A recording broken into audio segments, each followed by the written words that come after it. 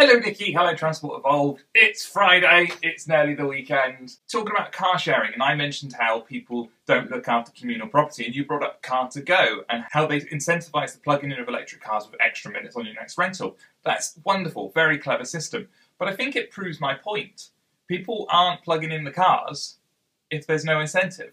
I love open source software. I think it's absolutely brilliant. And I don't see why more mainstream manufacturers don't jump on that bandwagon. They would get quite a lot of new custom from people who like playing with this sort of thing. And they can still charge for the software. There's nothing wrong with charging for open source software. The statistics you came up with, absolutely amazing. I had great fun looking through that whole infographic. Absolutely brilliant information.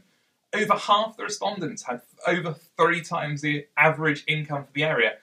That is amazing, but it does show that, yes, electric cars, you have to have a certain level of wealth and free money to be able to buy these cars because they cost more up front. But maybe this is where trickle-down economics actually works. I've had my car 3 years. The standard lease in the UK at least is 3 years. After that, manufacturers like to get you to go to the next car, and that car becomes a second-hand car. That period's nearly over, so we're likely to see quite a lot of second-hand cars appear on the market, which means cheaper, which means more affordable, it means more people get their hands on the car.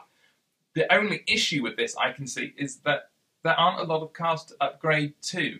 There's a new version of the Leaf, but I've got no burning desire to upgrade to it. It doesn't actually get me a lot that I need. If you bought an iMeave, an Ion or a C0, that kind of range of cars, those manufacturers aren't making electric cars anymore or don't have another one you can go to. And we need to look at this as short-term loss but long-term gain. And as a species, we're not very good at that. As a species, we will always value a short-term win better than a long-term win because that immediate sense of satisfaction is something we crave. And that's why EVs will never sell as well as internal combustion engine cars while they're sat next to each other in a showroom and you've got 2 sticker prices and the petrol diesel car is 10 grand cheaper than the electric car. It's just not going to happen. There's a really good quote that I like, and it's by Terry Pratchett. And it's from Men at Arms, the play. And it's called Captain Samuel Vimes' Boots Theory of Social Economic Unfairness. A really good pair of leather boots cost $50, but an affordable pair of boots, which were sort of okay for a season or two and then leaked like hell when the cardboard gave out, cost about $10.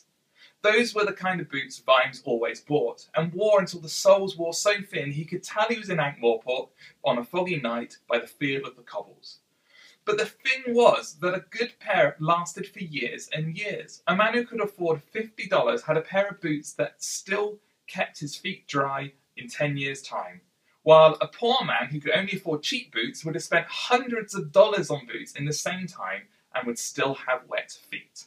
I think the sticker should have an average cost of ownership over 5 years, over 10 years, and then you could directly compare the 2 cars over a course of time that you're going to have it. What do I want to talk to you about? The Gigafactory. Oh, yeah! We knew the announcement was coming and it was just as good as we thought it was. Powered by renewables, it's renewable heaven. And you look at the plans and think, why aren't more companies doing this? You've got the factory here, and then next to the factory, you have the power generation. It makes perfect sense. And it starts me thinking down all these routes of, why don't all manufacturers do this? Why don't all factories at least have solar panels on the roof or little wind turbines? Why don't all new build houses come with renewables stuck on them? One thing I did notice, the build time and ramp up to production, that's not going to happen for about 3 years. 2017 is when they think it's going to happen and it's going to ramp up over that year. That's longer than the time frame we've been given for the Model E, which I think suggests we're looking at a slight delay in the Model E. When Elon was in the UK with the UK store opening, he said we would see a Model E in the UK within 3 years.